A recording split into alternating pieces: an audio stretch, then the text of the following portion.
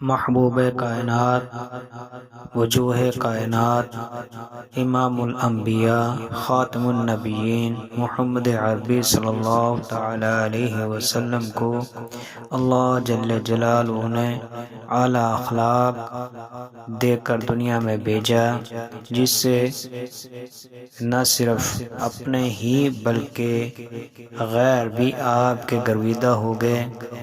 امام الانبیاء، خاتم النبیین محمد عربی صلی اللہ تعالی علیہ وسلم نے ارشاد فرمایا، من تواضع للہ رفعہ اللہ، کہ جو آدمی اللہ کے لیے عاجزی کو اختیار کرتا ہے، اللہ جل جلالہ اسے پھر رسوا نہیں ہونے دیتے۔ ایک دوسری حدیث پاک کے اندر آتا ہے کہ ابن عباس رضی اللہ تعالیٰ عنہ فرماتے ہیں کہ اللہ جل جلالہ ہر انسان کو جو عقل اس کے سر کے اندر دے رکھی ہے، یعنی اس کے سر کے اندر جو عقل کا خانہ ہے، اس پر ایک فرشتہ مقرر ہے۔ جب انسان عاجزی اور انکساری کو اختیار کرتا ہے تو فرشتے کو حکم دیا جاتا ہے کہ اس کی عقل کو بڑھا دو۔ جب وہ تکبر و غرور اختیار کرتا ہے تو فرشتے کو حکم دیا جاتا ہے کہ اس کی عقل کو کم کر دو۔ غالباً حضرت علی رضی اللہ تعالیٰ عنہ کا قول ہے، جرح سنان لہ الطیام ولا یلتام ما جرح اللسان، کہ زبان سے لگا ہوا زخم کبھی بھی نہیں بھرتا، اگرچہ تیر اور تلوار سے لگا ہوا زخم کبھی نہ کبھی علاج و معالجے سے اس کا نام و نشان بھی ختم ہو جاتا ہے، بھر جاتا ہے۔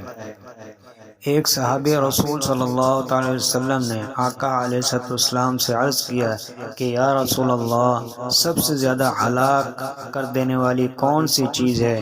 تو آپ علیہ السلام نے ارشاد فرمایا کہ جس کا مفہوم یہ ہے، تیری زبان، یعنی زبان سے انسان سب سے زیادہ ہلاک ہو جاتا ہے۔ اس سے ایسے الفاظ کا انسان انتخاب کر گزرتا ہے جو اس کے لیے باعث ندامت اور باعث شرمندگی بن جاتے ہیں۔ لہذا الفاظ کی ادائیگی انسان کو فرش پر سے اٹھا کر تخت پر بٹھا دیتی ہے، اور زبان کی تلخی انسان کو تخت پر بیٹھے ہوئے بھی جوتے لگوا دیتی ہے۔ اس لیے درست الفاظ کا استعمال کرنا جس سے معاشرے کے اندر اچھا اثر پڑے۔ مثال کے طور پر یہ الفاظ ہی تو ہوتے ہیں جو انسان کی عزت میں، آبرو میں اضافہ کرتے ہیں۔ اب چند الفاظ میں ذکر کرنے لگا ہوں جو ہمارے معاشرے میں عموماً بولے جاتے ہیں۔